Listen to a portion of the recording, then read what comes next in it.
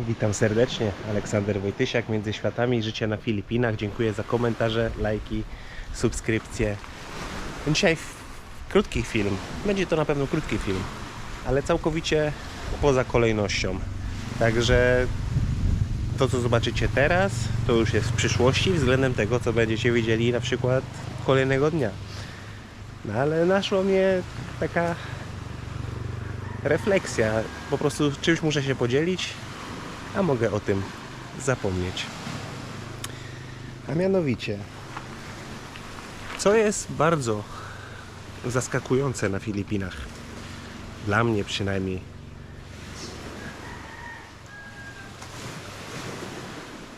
wczoraj miały miejsce dwie sytuacje, które dobrze obrazują, jak tutaj jest.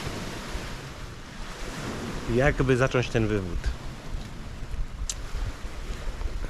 Moja mama, moja babcia, tata, dziadek, wielu ludzi żyjących w Polsce, żyjących w Łodzi, z mojego najbliższego otoczenia, z którymi po prostu przebywałem, będąc jeszcze dzieckiem, dorastając, z wielkim żalem wspomina te stare czasy. Kiedy ludzie, tak jak my, ja z rodzicami mieszkaliśmy w wieżowcu, rodzice dalej w tym wieżowcu mieszkają na 10 piętrze.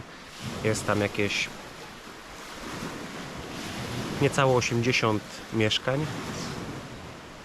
Przed nami są bloki 4-piętrowe, też w klatce jest 3, 4, 12, około 15 mieszkań, 4 klatki, też 60 mieszkań około.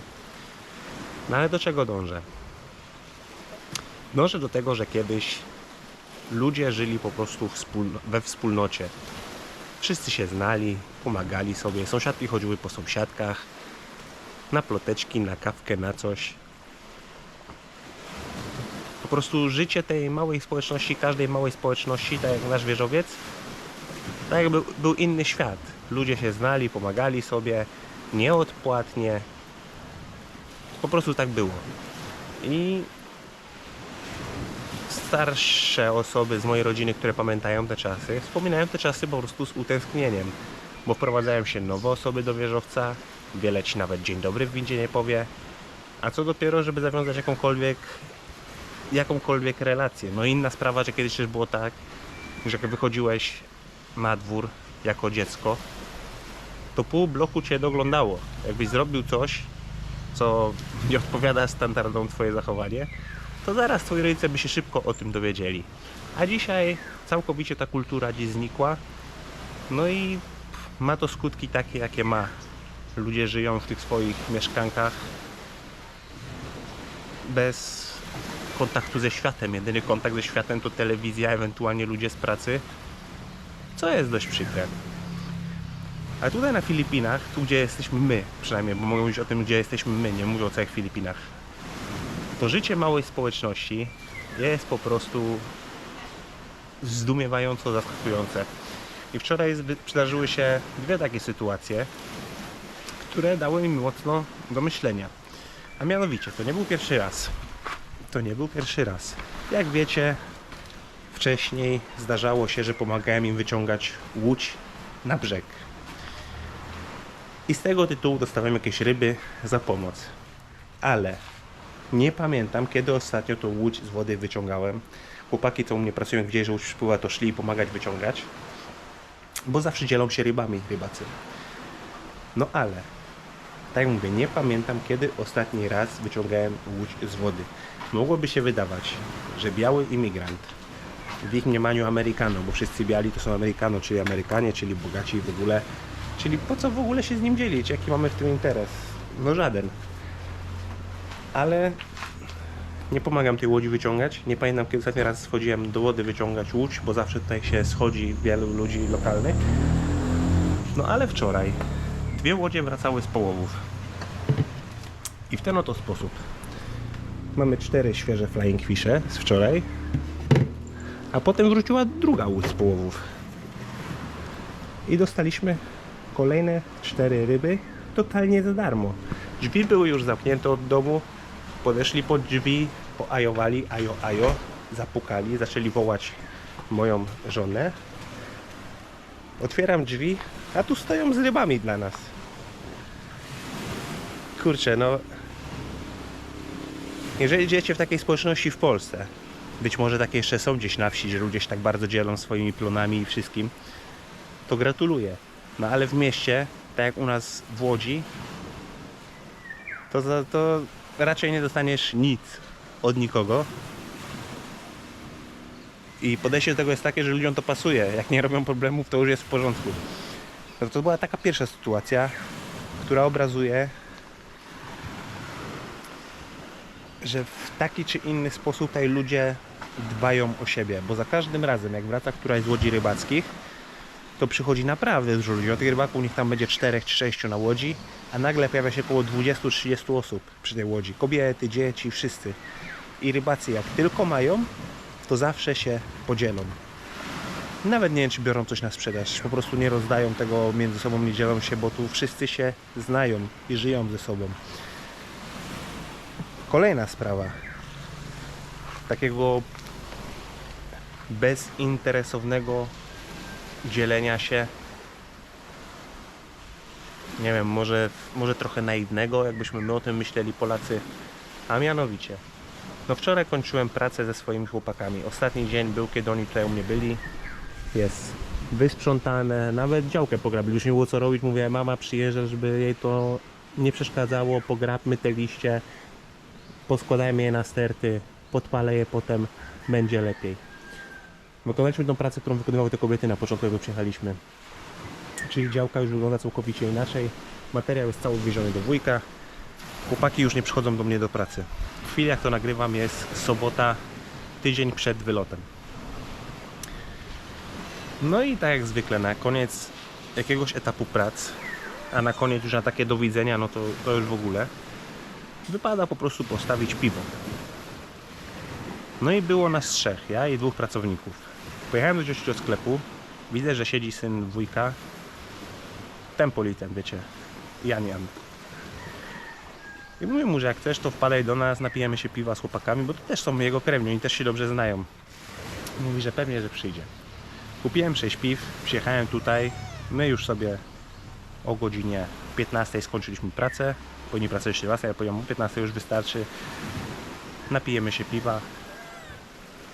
Usiedliśmy sobie tak, jak teraz siedzimy na tej ławce. Co chcesz powiedzieć do kamery? Nie będziesz się bawił kamerą. Usiedliśmy sobie tutaj na ławce, tak jak siedzę teraz, a chłopaki przy tej drugiej strukturze cały czas pracowali do godziny 4:45. Wylewali posadzkę. Mogę wam pokazać. Wylewali posadzkę w tym drugim budynku. Bo to też taka rzecz, ale to już off-top. Taka rzecz, że na Filipinach się dość szybko układa płytki względem całej reszty projektu. To na Filipinach startują płytek na podłodze, co jest dosyć zabawne. No ale widać, że raczej my już nie będzie proszę te płytki układać. Zobaczymy, jak to wyjdzie. Wracając do tematu. Kupiłem te piwa, 6 piw. Było nas 4 chłopów po prostu. No i siedzimy sobie tutaj. Chillujemy, pijemy sobie to piwo, rozmawiamy o tym, ile czasu tutaj spędziliśmy, byli zainteresowani, jaki był koszt tej inwestycji, ile wydałem na materiały i tak dalej.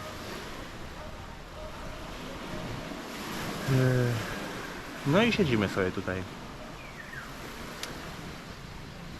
Moje doświadczenie z Norwegii, z pracy, nie mówię tylko Polakami, bo to też byli Norwegowie w tych grupach. Jak my mieliśmy na jakimś projekcie, szef coś organizował, nie wiem, pizzę, poczęstunek, cokolwiek innego, to wszystkie inne brygady chodziły, patrzyły z zazdrością.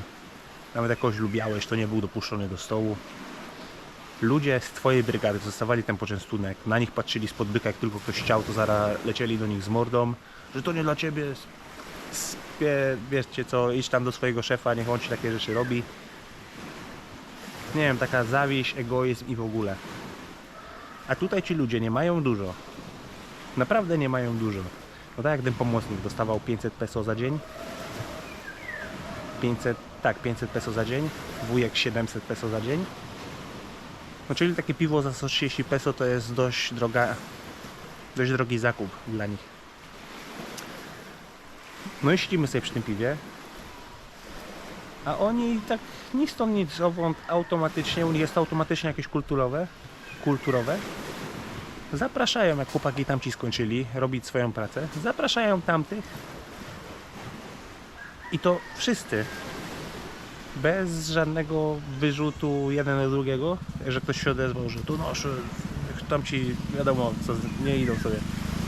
Zapraszają wszystkich na to piwko. No nie spotkałem się z tym. I wiecie, tak jak w Łodzi, teraz już jest inaczej, bo mówię, tak życie socjalne strasznie upadło, ale kiedyś jak byłem dzieckiem, nastolatkiem, to było to normalne, że tatusiowie sobie wychodzili gdzieś na piwko, pod sklep. Każdy swoje, wiadomo, kółko towarzyskie, pogadane. No i nie spotkałem się naprawdę z czymś takim, żeby ktoś tak chętnie dzielił się czymś, co otrzymał. A tutaj jest to dla nich naturalne, całkowicie naturalne. Można by pomyśleć, że właśnie, że oni dostali, to jest za ich ciężką pracę i w ogóle, że oni nie będą się dzielić. A oni tak bez żadnego wyrzutu, po prostu z przyjemnością i z uśmiechem zaprosili wszystkich tego głównego wykonawcę, jego chłopaków. W efekcie jeszcze musieliśmy dokupić kilka piw, 3 piwa. I razem spędziliśmy po prostu czas potem.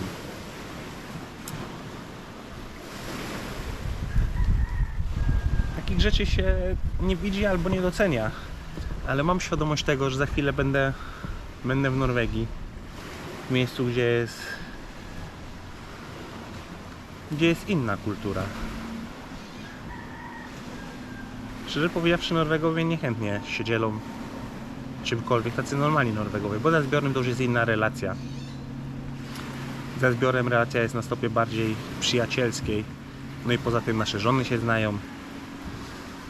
Także to jest inna Norwegia niż wszystko to, czego doświadczałem mieszkając w innych miejscach, a mieszkając też tam w górach. No inna sprawa, że tam w górach to też jest trochę inaczej, bo to jest mała społeczność, tam jest niecałe 4000 ludzi w całej komunie. No zobaczycie zresztą na filmach za jakiś czas, jak tam jest cicho, pusto i wszędzie daleko. Całkowicie inny świat niż tutaj. No i kolejna rzecz, ale to już o tym wspominałem w innych vlogach, że ten ich taki też naturalny szacunek przez zwykłe zwroty.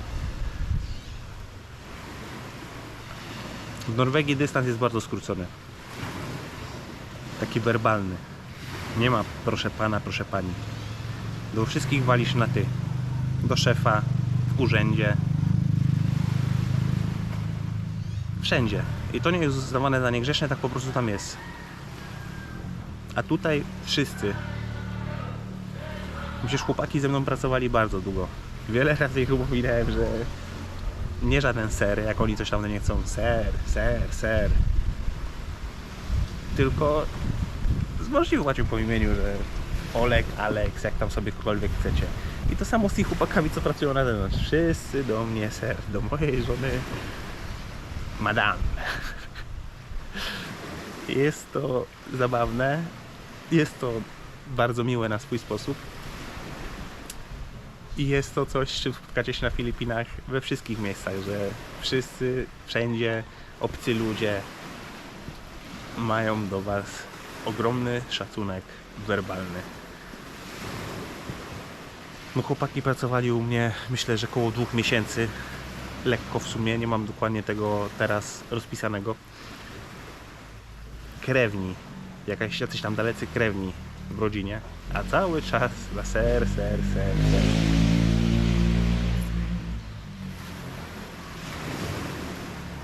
Ojej. Ostatnie dni na Filipinach, na Siquijor. Ale już powinno być trochę więcej luzu i spokoju, jeżeli chodzi o remont Cały czas sytuacja z Tulpim jest nie najlepsza, ale o tym nie będę rozmawiał w tym vlogu. Tu będziecie mieli, jak wrócimy do chronologii, po prostu kolejne vlogi. To jest tylko takie krótkie przemyślenie, które przyszło mi prosto do głowy ten vlog. Dziękuję Wam za oglądanie, za lajki, za komentarze. Pozdrawiam Was serdecznie. Aleksander Wojciak, Między Światami, Życie na Filipinach. Pod tym filmem, jeżeli tylko macie jakieś pytania, piszcie do mnie pytania. Nagram film, w którym odpowiem na Wasze komentarze.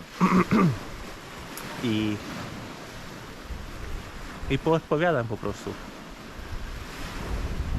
na to, co Was nurtuje. Myślę, że będzie to ostatni film pytania i odpowiedzi na komentarze z Filipin. Pozdrawiam serdecznie. Na razie, cześć.